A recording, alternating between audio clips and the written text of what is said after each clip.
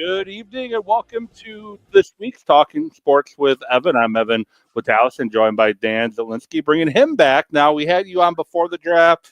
Draft is now over, and get you back on to talk about the draft and kind of give the listeners, the viewers, however you're watching or viewing the show, get an idea on what's next for the what's the next step with the MLB draft, and then just get some general recap. You can watch the show every week on YouTube and Facebook at Talking Sports with Evan, and on X at Evan with Sports. And Dan, again, thanks for coming on and talking some more Brewers draft and some other things we got up our sleeve for tonight. Yeah, I enjoy it. Thanks, Evan. Busy time of the year with Wisconsin sports, obviously the draft, but just entirety with the trade deadline and other Wisconsin sports coming up. So fun time of the year. Glad the draft's over and we can't look ahead to what's ahead. Yeah, I know you've been quite busy, especially lately. I've been seeing you on with some of our old colleagues we used to work with, like Chuck Freeman. I saw you on with Steve Sparky Pfeiffer. I've seen you all over the place. Yeah, I was making kind of the tour around all the old WSSP hosts. So I was on with Tim for a couple shows. So yeah, it was a good time. Always good catching up with those guys and reliving some of the memories too from years back. Yeah, those are some fun times, and I do miss the grind of the internship because, as you know, it's you do a lot, and it's a lot of long hours and a lot of work, but at the end of the day, it's definitely well worth it, and it connected myself with you and a bunch of other great people like Chuck and Sparky and Tim, and the list goes on, and I get to work with Gary Ellison again too. So with my current producer role that I do with one of the other stations in Milwaukee, 620. So definitely a lot of fun times to talk about. Yeah, I mean that the lineup when I started there in 2013, that lineup there was incredible, and I mean I didn't even work that much with Steve at all, and just kind of talked in passing because I was on the midday show. But yeah, great guys all over there. Enjoyed the time and glad they're doing well. Yeah, definitely. But people aren't watching or listening to hear us talk about the 2013 sports talk lineup in Milwaukee. They want to know the Brewers draft and get your thoughts on that. Before you do jump into that, though, StreamYard's been a pain. They just did an update, and I used to have the bottom ticker saved that it would just always have your stuff at the bottom where people can find your stuff. But with the update, that is now gone. So I have to recreate it. I didn't realize that until after we hit play. But how can people check out your work now that they can't just look at the bottom ticker? Yeah, you can find all of our work at baseballprospectjournal.com. Each year, I interview a ton of the draft prospects, write profiles, feature stories, kind of really dive into their skill set and makeup as a player. This was my 11th year covering the draft and have interviewed over 600 of the top prospects in that span. So, baseballprospectjournal.com. You can also find me on X at Dan Zielinski3. That's a number 3. And then at the BP Journal. And we just had the draft, and I get your thought on this. I saw this come out on it was mentioned on Sunday, my drive home from work, listening to ESPN National, and one of the hosts of the show is commenting that the MLB is kind of missing a big opportunity here by having the MLB draft on starting Sunday, when Wednesday and today there's no sports. There's no really competition at all to the draft. Why not put it on the Wednesday and Thursday after the All-Star game, and you're going to have all the attention on the draft itself? You have any thoughts on that at all? Yeah, that's a great point. I mean, honestly, I think the All-Star weekend is probably the worst time to have the draft. I understand why baseball is doing it. They're trying to make the draft be a big event and kind of be the lead in to the All-Star game. But to me, it just doesn't work. So, a little backstory, I guess. Before COVID in 2020, the draft was always in June. And then after starting in 2020, it got delayed. So it got pushed back out of June. And then 2021 is when they started having it at the All-Star game. And in 2020, the plan was for the draft to be at the College World Series, kind of as a kickoff event to the College World Series in mid-June. And I think that's the perfect time to have it. Not only do you have some of the top prospects participating in the College World Series, but you can also make it a big deal. It doesn't get overshadowed by the Major League All-Star break. So I think where it is right now with the Sunday, Monday, it used to be Sunday, Monday, Tuesday. This year, they shortened it a day, still kept the same 20 rounds, but just had it on Sunday, Monday. I don't think it works at that time. I think it's already hard to get into the draft as it is, but when you have so much other stuff going on, it just doesn't make sense. So I like the idea, either put it, Wednesday, Thursday, or put it back to the College World Series and make it a big deal, because there's going to be tons of fans there. Omaha is a great city and really supports college and baseball in general. And I just think they got to figure something out to make this a bigger deal if they can. Yeah, and it used to be more rounds too pre-COVID, right? Before COVID, there was many more rounds, and they kind of, I don't know if it was because of COVID they shrunk it down and they just liked it better, or they just something they're planning to do anyway. So I guess talk about that a little bit. Yeah, it had really all to do with cutting the minor league baseball system. There was, I think, over 100 minor league teams that were cut, or something, some crazy number a few years back. And really, that was the reason why they went from the 40 to 20 rounds. Once you got past the 20th round or so, there was a lot of kind of guys we would call stash guys that you would take in hopes that maybe they decide either not to go back to college or not to sign not to go to college, either out of the high school ranks or back to college as a college junior. So teams would take chances on players and hope maybe they can sway them with a few $100,000 and get them to sign instead of going back to school. So you would see a lot of wasted picks, frankly, and sometimes even teams would pass. But with the reductions in minor league teams, that's really been the biggest reason for it. Teams just don't need that many players like they once did, because having at least one, maybe two less minor league teams in their system, just, the supply and demand of what they need just doesn't make sense. Yeah, so it's kind of just a coincidence at the time frame that it Yeah. happened at. But well, the Brewers took 22 players over the course of the 20 rounds, Sunday, Monday. Overall, general thoughts on this year's class?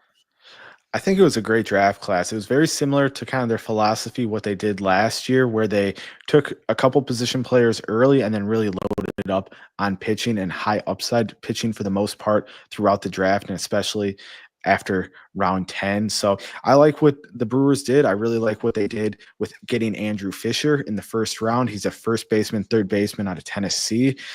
He's a big impact bat, and we can dive into him here in a bit. But just, I really like what they did. I think they got quality hitters up top and then really got some pitchers, whether it was college or high school guys, that could really be major league starters in the future. Now you're talking about signing, and you have the slot bonuses and slot area and all that stuff. Realistically, how realistic is it that the Brewers are going to sign all 22 of these players? It won't happen. To be honest, they'll probably sign everyone in the first 10 rounds. That's usually pretty much standard protocol. And that's because teams do so much due diligence leading up to the draft to make sure these guys can sign and for a certain dollar amount. And even leading up to the pick, teams are on the phones with their advisors, with the players, trying to figure out, hey, will you take X amount of dollars if we pick you here at the 20th pick, and kind of work it that way, because it's so crucial with the Major League Baseball draft. Teams are given an allotted signing bonus dollar amount. In the Brewers case, they were given just over $13 million, and that money can be stretched over all their picks in the first through 10th round, and then any guys who sign for more than $125,000 from rounds 11 through 20. So if you don't sign one of those guys in the first 10 rounds, you lose that signing bonus dollars. So that's why it's very important that you're able to sign those guys in the first 10 rounds, because otherwise you lose those dollars, and then it throws off everything you kind of wanted to do in your draft plans. So very rarely do we see guys not sign in the top 10 rounds. Last year, I want to say it was 3 guys who didn't, and one of them was a Brewers draft pick. It was Chris Livonis. He was a prep right-handed pitcher out of New Jersey. Last year, ended up going to Wake Forest, had mixed results, but the Brewers took him with their third pick, I want to say last year. Didn't end up signing due to various factors, but because the Brewers, with the way they drafted, even losing that money, it impacted their draft for sure, but they were able to still kind of move some dollars around and sign a guy in like the 18th round with some of that savings they still had left over. So very important. They'll sign the first 10 rounds, and then I think they'll probably sign maybe anywhere from 3 to 5 from rounds 11 to 20. Yeah, and we mentioned you mentioned Andrew Fisher, their first round pick. Listed in the article I have up here, you said third baseman. He's listed as first base, third base. I heard somebody throw out, can play possibly left field as well. And I've also heard that he might kind of fly up that system a little bit. What are your general thoughts on that first round pick, Andrew Fisher? Yeah, this was an intriguing pick by the Brewers because they were tied to Andrew Fisher. I thought he might be in play at pick 32. I thought they might be able to kind of maneuver things and get him to pick 32 because he was a guy drawing a lot of interest in the back of the 20s in that first round. And this is a guy that has a first round bat. He's a phenomenal hitter. The biggest question with him is that defensive position. He played first base his junior season at Tennessee, and then he had a track record of also playing third base, but he's really better suited in my mind for first base. He's a guy who's 6'1", 210 pounds, left-handed hitter, really impacts the baseball, above average power, and is really able to just get on base at a high clip because he has quality plate discipline and he's able to just drive the baseball. His carrying tool is going to be that bat. Defensively, you're going to have to figure out where to put him. The Brewers seem confident that he can play third base, and I think that's a smart move to at least try him there because he does have some tools that could work. It's just a matter of being able to grow his skill set a little bit more. But with Blake Burke in the system at first base and kind of somewhat of a hole still at third base, you do have Brock Wilken, a first round pick a couple of years ago at third, but I like the idea of at least trying him at third, and if it doesn't work out, move him to first. But either way, you're getting a really good hitter, one of the better college hitters in this draft, and you're going to see how he can perform, and ideally, he's up in the major leagues in 2 years. We're not going to go pick by pick because we'll be here all night. Players, that's a lot to go through. But another guy I want to mention was their number 32 pick of the draft. Their competitive balance, is that the term? Right. Bradley Ebo, listed as a shortstop, third baseman, high school player out of California. Another guy that could play the corner and obviously could play middle infield too. What are your thoughts on him? Yeah, so he was a guy that is really a high school shortstop, but because Corona High School in California was loaded with talent, they had like 4 or 5 guys who were drawing MLB draft attention and numerous guys who went in the first round. One of those guys was shortstop Billy Carlson. He was playing shortstop this year. He ends up going 10th overall to the White Sox in this draft. So it forced Brady Ebel to have to play third base. And he's a guy that's 6'3", 195-pound left-handed hitter.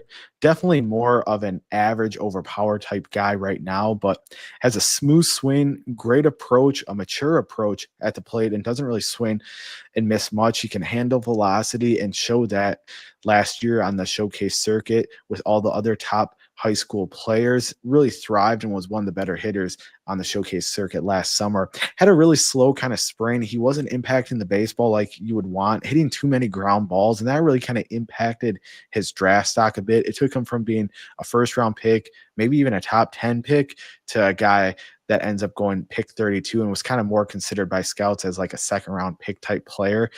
What I like about him too is he can handle shortstop. He definitely can handle third base. He's got that above average arm strength, quality instincts. He's got some speed as well. The biggest question mark with him is going to be, can he impact the baseball enough to play third base? Unless you're okay with a guy who's not going to hit for much average at third base, it really kind of comes down to that. I think he's still a really young guy. One benefit, too, is that he grew up around the game, grew up around Major League Baseball. His dad is currently the third base coach for the Los Angeles Dodgers. Previously was a coach on the Major League level with the Angels, too. So this guy has been around Major League Baseball his entire life, understands the game, understands what it takes. So I think the Brewers can really tap into his kind of mature makeup and also his skill set and hopefully get the most out of him because if they do, he has a chance to be another really special player. Yeah, and he was definitely he's definitely going to be familiar with Milwaukee because he was literally just in Milwaukee the Monday, Tuesday, Wednesday prior to the draft. So I guess he got to see the stadium and the city firsthand during that 3-game Brewer homestand. And again, Dan Zielinski, Baseball Prospect Journal, as well as a bunch of other avenues to that you do. Appreciate you again coming on.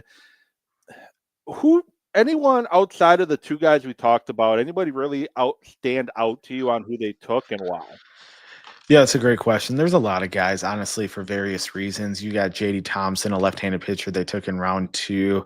They took a pitcher out of Princeton who's coming off a second Tommy John surgery, but he can throw it when healthy. But one guy that really stands out to me is a high school pitcher they took in the 12th round. His name is Cooper Underwood. He's out of Georgia. He's a left-handed pitcher and he's 6'2", 185 pounds. He's a guy that was committed to Georgia Tech, and a lot of scouts going into this draft cycle really thought he was destined for the college ranks, but really has made some tremendous strides over the last year. He went from last summer touching 90 miles an hour to averaging 90 miles an hour this spring with his fastball. He's got an above average curveball, one of the best curveballs from the high school class this year. And then he's also got a quality slider and shows some promise with that changeup. But he's athletic. He repeats his delivery well. He throws strikes, which to me is really key with a high school pitcher. So a lot of really exciting ingredients with Cooper Underwood. Again, he's a guy that was drafted in the 12th round. So the Brewers definitely are going to have to go overslot with a guy like this. But when you look at the way they drafted in a way that is going to create savings in places to be able to sign guys like a Cooper Underwood or Gavin Lordison, who they took in the 13th round. Some of these high school arms they took later in the draft, be able to sign them for overslot because of the savings they had. But if they can get Cooper Underwood signed, I think that'd be a huge get for them because of his potential. It's really off the charts. You made a comment talking about Underwood, and you mentioned he repeats his delivery well. What can you explain what that specifically means a little bit? Because it's a phrase you hear, but I guess it's not really, it's not. I think I know what it means, but I guess I gotta make sure I know what it means, if that makes sense. Yeah, that's a great question. Part of it comes down to, in my mind, to just the effort in the delivery. It's low effort and it's really easy for him to just consistently go through those motions. And you see him doing it on the mound in a game. He's not all over the place. His arm is staying in the correct arm slot. His foot is landing where it's supposed to on the mound. And he just, like I said, repeats it easily and consistently. So it really comes down to, and what really helps is, the effort in the delivery. You'll see some guys who have kind of more effort in their delivery, more moving parts essentially in their delivery, and it causes them to be kind of inconsistent with where their arm slot is, their tempo, their footwork on the mound. So Underwood uses simple delivery, but it works and he has success with it. And being able to repeat a delivery is so huge because it allows your mechanics to stay in place and hopefully allows them for more success, especially with that fastball velocity. And we're going to talk about the Brewers and Mizorowski later, but part of me, I'm guessing, is why Mizorowski's been so good right now is he's gotten better at just repeating that delivery consistently. Exactly. I mean, to me, watching the All-Star game, he was bringing it with his fastball, but you could tell he was overthrowing a bit as well. A lot of stuff was being left high up in the zone because he wasn't coming through and finishing with that delivery. So it's a big part of it. And especially, these guys like Mizorowski, it's tougher when you're taller guy, it's tougher to repeat your mechanics because you got longer levers and it's just makes it more difficult to keep everything in line and smooth. So it's a huge part of pitching and really kind of makes or breaks sometimes pitchers. And have the Brewers signed anybody yet, or what is that time looking like when guys start signing? And I guess kind of is there a certain deadline that these guys got to make that decision? There is. And with the draft now being in July, it's even quicker. It used to be like about a month or so was the timeline for getting guys signed, which to me was frankly too long. And now it's only a couple weeks. The signing deadline is 4 o'clock Central Time on July 28th. So it's less than 2 weeks away. Honestly, the Brewers probably have verbal agreements with a lot of the guys that they're going to sign. It's just a matter of kind of crossing the T's, dotting the I's, and doing medicals, and then also getting them to either come to Milwaukee if they want them to do that, or just signing the contract from home. So I think, the Brewers probably have a good assumption on most of the guys they're going to sign. They're trying to probably figure out right now the signing bonus dollars they have left and who they can realistically attain out of the other guys that they're hoping to land primarily from rounds 11 through 20. And do they go straight down then to Arizona for the ACL, or do they go to Carolina? Do they go to Wisconsin? A combination of everything. Yeah, so most guys will start at ACL. You'll see college guys sometimes skip that level and start at single A and either go to Carolina, most likely Carolina, and start from there. But high school guys, they'll all go down to Arizona and get their feet wet. And the Brewers typically will sometimes have even guys go down to Arizona for their physical and kind of have them do like a new player orientation essentially before they really get going. So it kind of depends on the prospect, but most of the guys will go to Arizona to start. Well, gonna move on to the big league roster now. The Milwaukee Brewers, 16 games over 500, a game behind the Cubs for the division. Been playing great baseball since roughly middle of May, right before Memorial Day ish is when they've really flipped that switch. Unofficial halfway mark.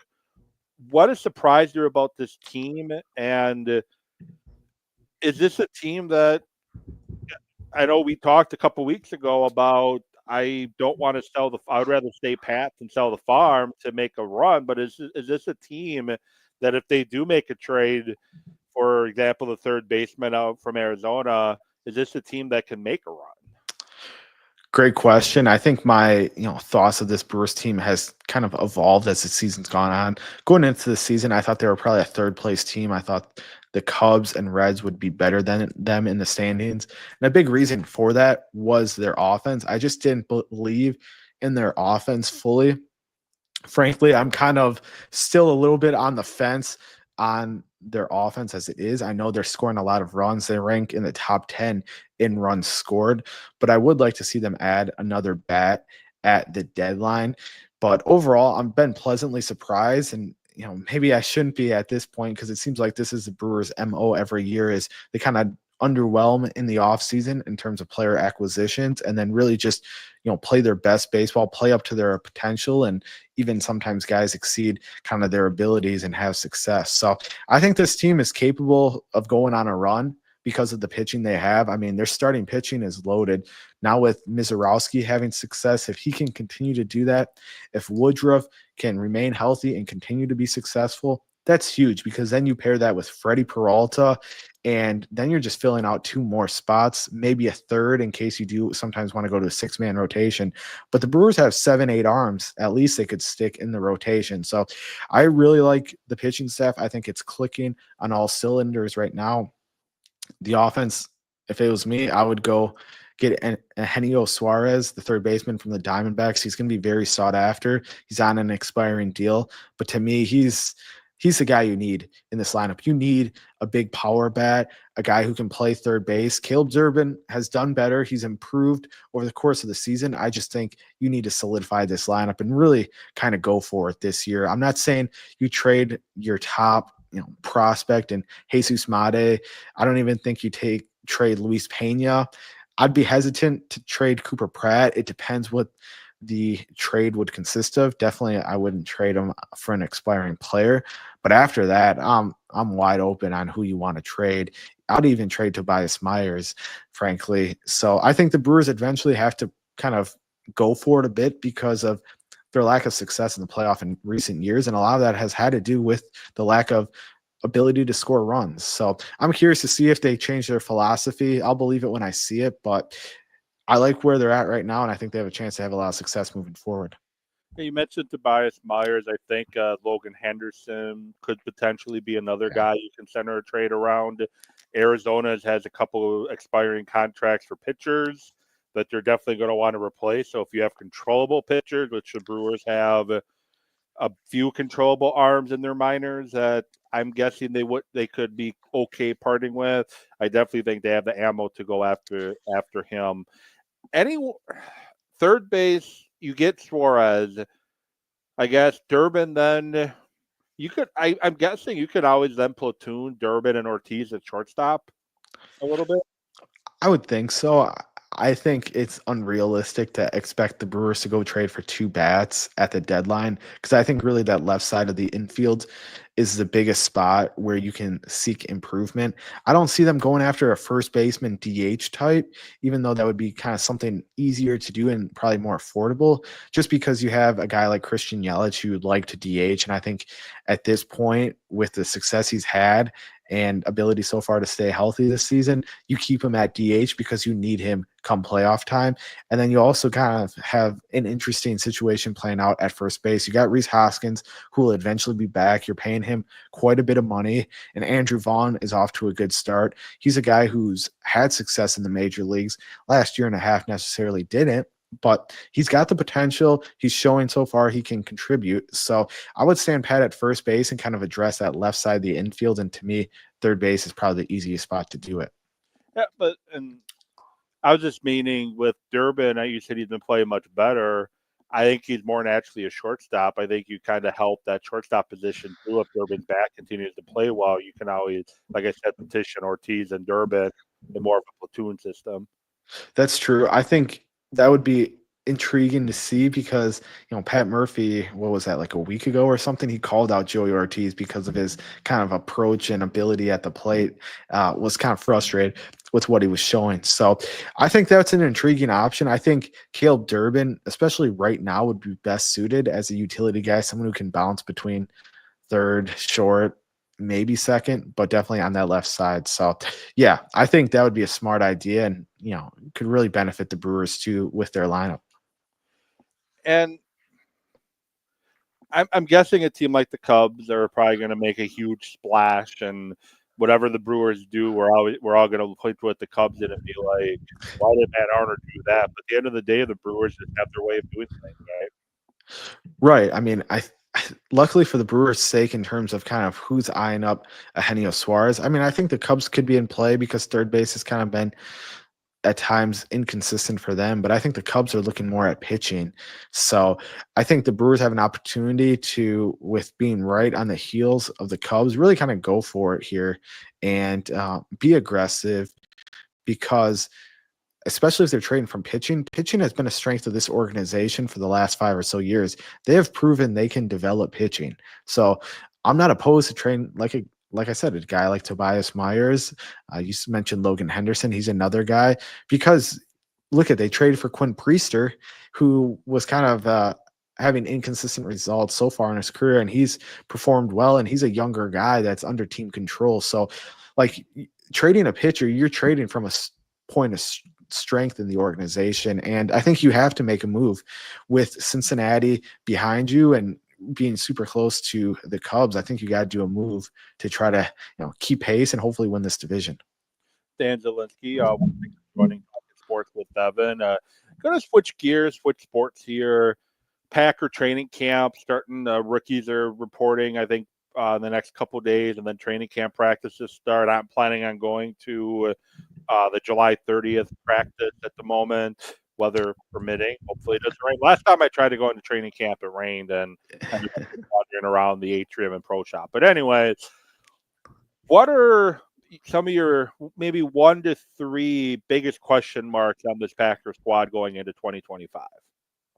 Yeah, that's a great question. I mean, I think it's easy to say the defense, but more specifically, pass rush and the defensive secondary. They obviously gave up or got rid of, Jair Alexander. They did bring in Xavier McKinney, but I still think that's still a bit of a question mark. You have to hope, guys like Nix and Valentine are able to perform. And Hopefully then stay healthy. exactly. I mean, so many question marks with those cornerbacks. So that's a big point for me that I'm kind of curious to see how it plays out. And I think the pass rush too.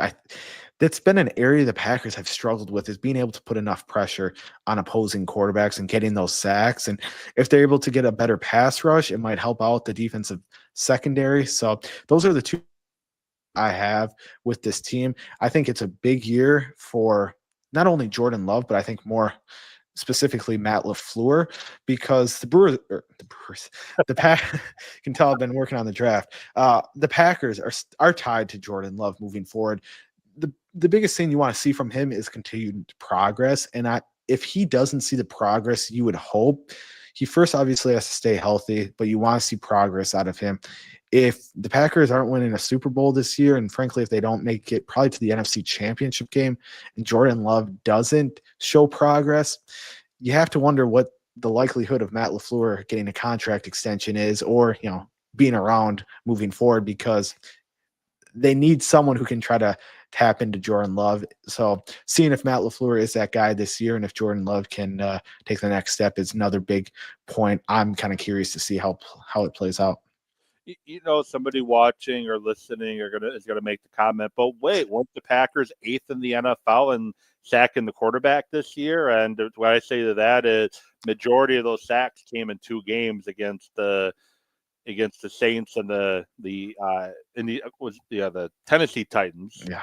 And a bunch against the Houston Texans. Most of the sacks came in those 3 games. The point is, you got to get more consistent up front. I think Edgerrin Cooper is going to be a huge reason that pass rush is able to be more consistent. He's going to be a huge reason why.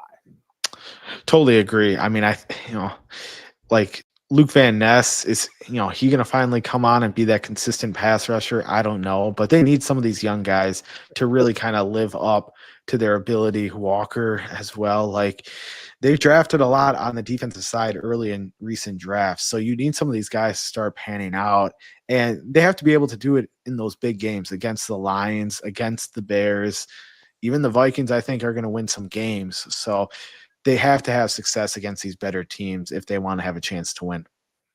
Yeah, and staying healthy is key too, because last year against San Francisco and Miami in particular, it finally looked like Quay Walker is turning that corner. And I highlight those 2 teams because he graded out, for those that do pay attention to Pro Football Focus, San Francisco, he's in the 90s for his grade. And Shanahan and McDaniels, they're known for causing havoc on linebackers, producing the what out of linebackers with all their moving around and anything. And he had 2 great games against those 2 teams, and it looked like he was starting to turn that corner. And then, unfortunately, had the ankle injury, I want to say against Seattle. And now we hope that year 4 he is able to take that big leap. But you mentioned Jordan Love. To me, Jordan Love has shown that he's a good quarterback and shown flashes of being a great quarterback. This year, it's about being a consistently great quarterback, showing flashes of elite quarterback play. That's what I need to see from Jordan Love this year. Yeah, and I still wonder how much that injury in week 1 set him back the rest of the season. I know he had some games off, but it just seemed like he was never comfortable in the pocket. I think sometimes that led to some of the turnovers, those interceptions he threw. But he definitely has to be a guy that is able to take care of the football and take another step forward. He's still only 26 years old, so he's still a younger guy. And I really like the intangibles he has. Plus, with the Packers, making some moves on the offensive line, adding the first round receiver as well. Like, they've invested in this offense. So it's time for Jordan Love to, obviously, first he's got to stay healthy, but then also kind of live up to where the Packers are paying him in terms of, quarterback pay in the NFL. Well, the last 2 times Packer quarterbacks turned 26, they ended up winning the Super Bowl. So maybe Jordan Love's 3 for 3. You never know.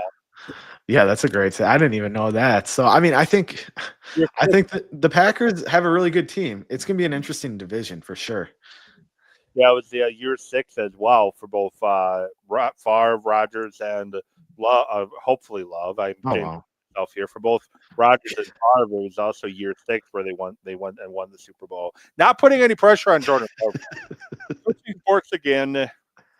Bucks made headlines with Miles Turner, made headlines with stretching out Dame's contract and putting this Bucks roster back together.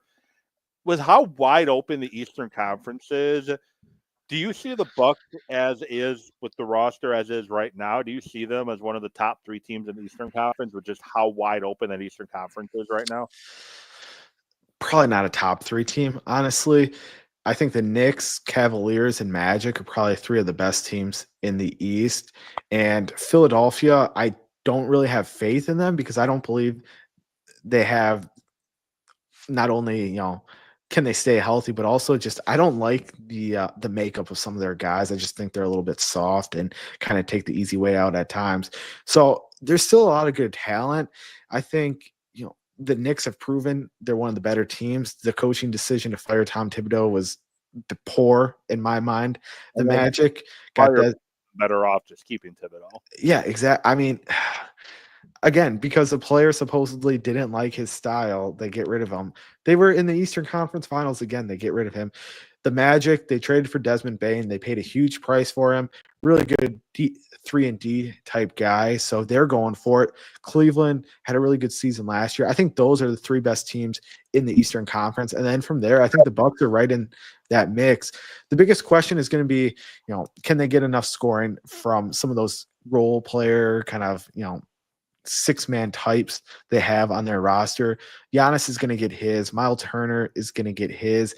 I do like Kyle Kuzma. I think he's got some potential, but he's got to be consistent, but he can score when he's on. So it's a matter of like the guys like Gary Trent or Bobby Portis or even some of the point guards they got really being able to contribute and be successful. The biggest flaw of this Bucks team has been their inability to draft because they've been so reliant on the free agent market and not bringing in and supplementing that with younger guys who hopefully have turned into these key pieces on their rosters. So I think the Bucks have as long as you have Giannis, you're in the mix. So if he can stay healthy, they'll have a shot. Well, I appreciate you coming on. Well, I guess one last thing with the Bucks is as long as Doc Rivers is there, it's going to be questionable how deep they can go too. Big fan of giving Doc Rivers the job and a mid-season. I wasn't a big fan of him just keeping the job after the season was over. But I wish they would have went a different direction coaching. But hey, I'm not the general manager, and I'm not Jimmy Haslam with a bunch of zeros in my after the number 1. So I guess I don't have much of a say. Yeah, I mean, I wasn't crazy about the Adrian Griffin hire, but the team was winning. I didn't like the way they were winning. I didn't think it was sustainable. But then they rushed into Doc Rivers instead of letting Joe Prunty run the ship. He was doing fine. I mean, I think that year was a wasted year anyways at that point once he fired the head coach. So I think they rushed into Doc Rivers. And don't get me wrong, the guy's won a lot of games, but he hasn't proven he can win a championship besides that one season, which I think the Bucks should have taken their time and kind of explored options instead of just settling on him. Yeah, I definitely agree there. Well, thanks again for coming on, talking some draft. And I didn't warn you that we're talking Packers and Bucks prior to the show tonight, so I appreciate your willingness to talk about those as well. But I appreciate you coming on. One last push for how people can check out your work. Yeah, you can find my work at baseballprospectjournal.com. Like I mentioned earlier, always am covering all the top guys in the draft. And we'll get going here on the 2026 class here coming up. Really an exciting draft class. So stay tuned to baseballprospectjournal.com for my content, our staff's content. And you can find me on X at Dan Zielinski 3. That's the number 3, and at the BP Journal.